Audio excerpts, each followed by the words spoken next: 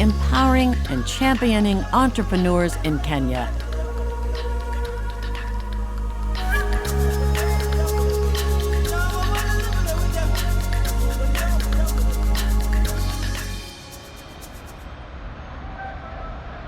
Kibera, reputedly the largest urban informal settlement in Africa.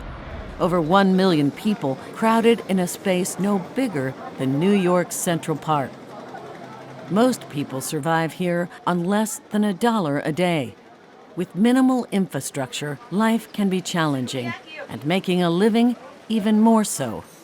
Still, Kibera is a vibrant, working community where small business owners vie for space.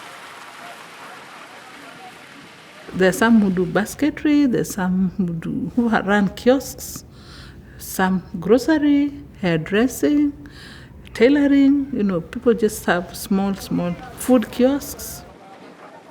I know of one lady that sells new shirts,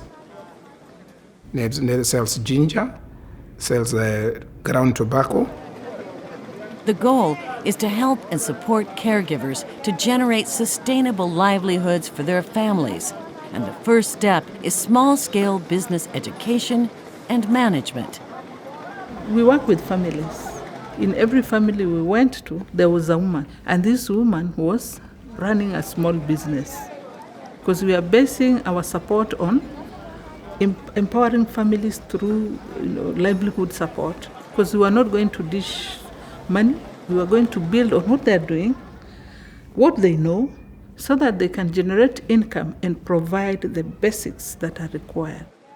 We'd find them doing the business. We enhance that business.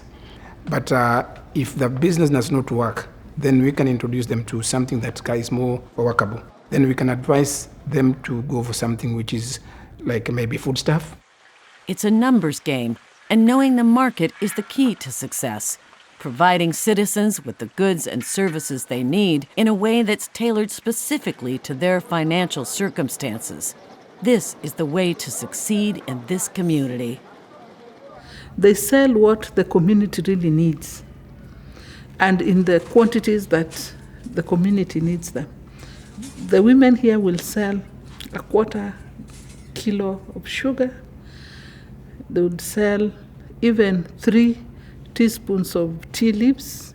They know how to package what fits the economic, the ability of the people in that community. Kijiji invites skilled, trained people from the community to share their knowledge with the women. Carpenters, tailors, soap makers teach their skills to the Kijiji mothers. We have trained also women into using local resources to make additional income. The plastic bags that people use to carry their food stuff and all that, we have trained women on how to cut them into nice thread, and then they make baskets, and they also sell. It is sustainable in this sense because already people have a skill with them. Kijiji Cha Upendo supports the development of the women business owners by providing highly valuable local business insight to these female entrepreneurs. The women support and mentor each other with their newly enhanced business expertise. And even women from the clusters buy from each other. A dressmaker will have very many customers just among the women whom they work with the same cluster. All that is intertwined. They can refer people to this particular business. If one is selling shoes or selling school uniforms or selling paraffin, go and buy from so and so. So they work, they help each other, they support each other.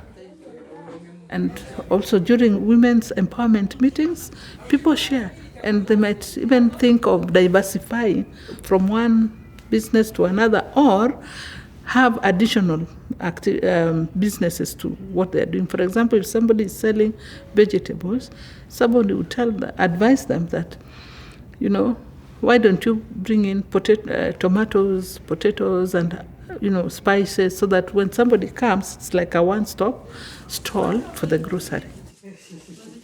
This innovative training program enables women to plan, organize, finance, and manage their own businesses. Kijiji also supports the female entrepreneurs by providing seed funding in the form of microloans.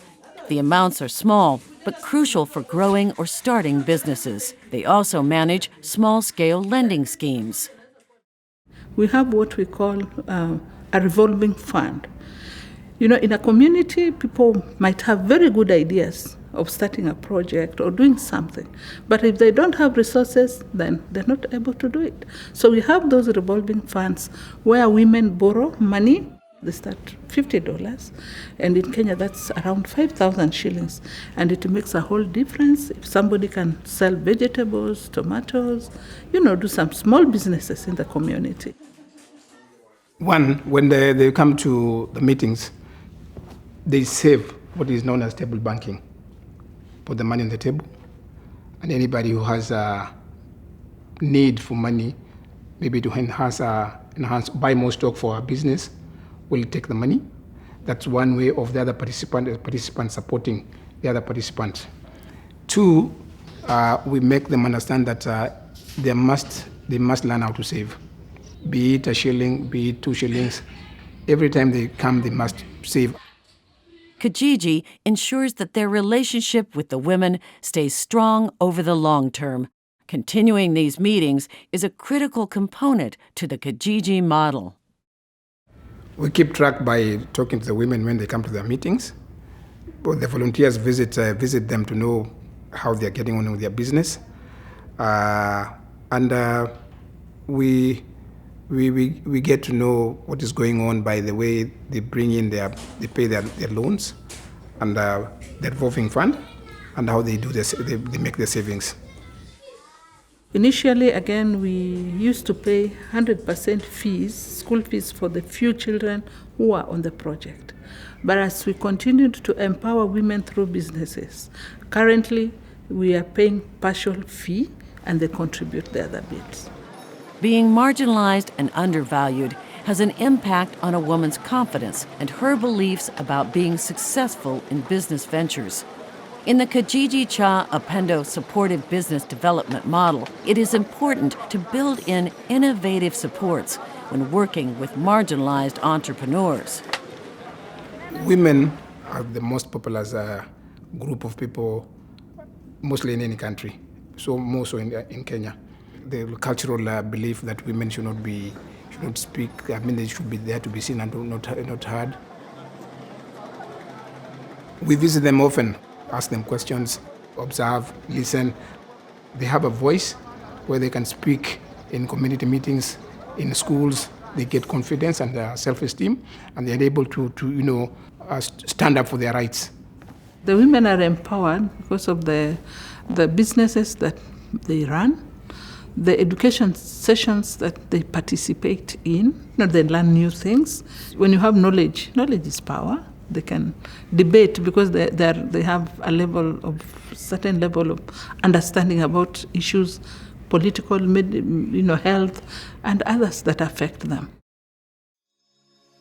By empowering female entrepreneurs in Kenya, Kijiji Cha Upendo is a powerful example of how one organization is thinking differently and leveraging empowerment to maximize impact using minimal resources.